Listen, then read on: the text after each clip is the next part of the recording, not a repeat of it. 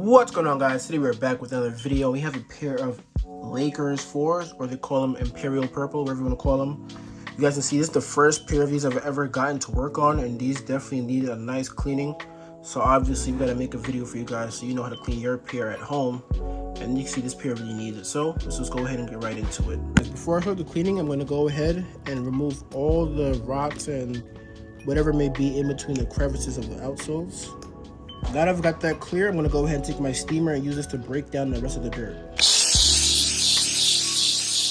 The sole's nice and steamed. I'm going to go ahead and use some Reshoevn8r like I always use. I'm going to use a wire brush and go ahead and scrub the soles down.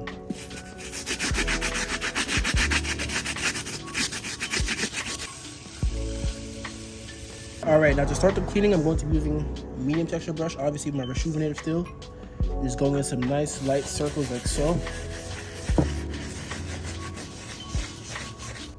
Then I use my microfiber cloth and just go ahead and just pat dry everything nice so we don't get any water staining. Alright, so I have a bit of a coarse brush here, and what I'm just gonna do is I'm gonna brush against the shoe, and you guys can see like it'll change the nap, right? So I can kind of rub the suede back and forth like that, and then I'm gonna go ahead and condition them.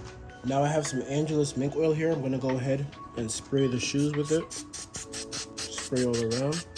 Then I'm gonna take my soft textured Reshoevn8r brush and just go ahead and brush it all through. Alright, so somehow I forgot to record an outro again, and I could have sworn I actually recorded one, but the before and after pictures speak for themselves.